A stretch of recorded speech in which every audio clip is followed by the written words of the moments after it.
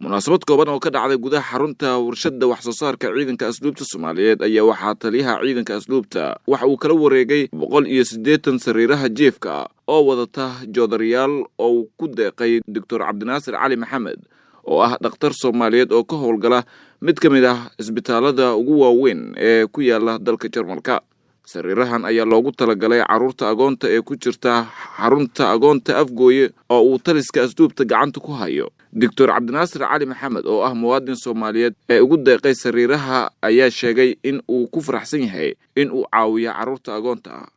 waxaan marka hore aan meeshaan maanta u fadhino waa jawaab aan ka jawaabayno taliyii hore ee ciidamada asluubta Soomaaliyeed سريع جود جنرال بشير محمد جامع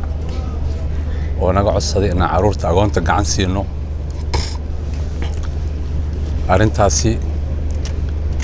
وحا جهد قلي يحوق حاجي إذل أبو كر محمد عصوبلة وحسكيغا ما أنتنا وحا شرف إيه إن أن قدون سيو تلي مهد وقدب كي مدك فرديو وان إذن قرب تاقنا تلي waxaa sharaf ii ah in aan maanta igala wareegto 180 sariir oo u dhameystiran joodariyadooda iyo barkimankooda aan ugu talagalnay caruurta agoonta ee ku xareysan Afgooye X wixii kacanka Soomaaliya aad baa u mahadsantahay hay Cabdi Kariim General Mahad Cabdiraxmaan Aadan taliyaha ciidanka asluubta Soomaaliyeed ayaa u mahadceliyay Dr. Cabdinaasir caawinta uu caawiyay caruurta agoonta isagoo qurba joogta ugu baaqay in ay ku daydaan muwaadinkan Soomaaliyeed.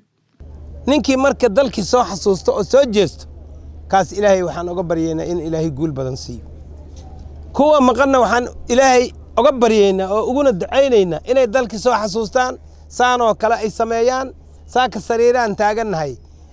kuwa kale oo ma garanaysa la wareega noloshooda dhan xarumahooda la wareega dhismahooda meelaha ay degan yihiin la wareega caafimaadkooda la wareega kuwii badnaa oo naga tagay meel kastaba ha joogeen arrimahaas aan ka sugayna ayagan Axmed Cumar warbaahinta qaranka Soomaaliyeed magaalada Muqdisho.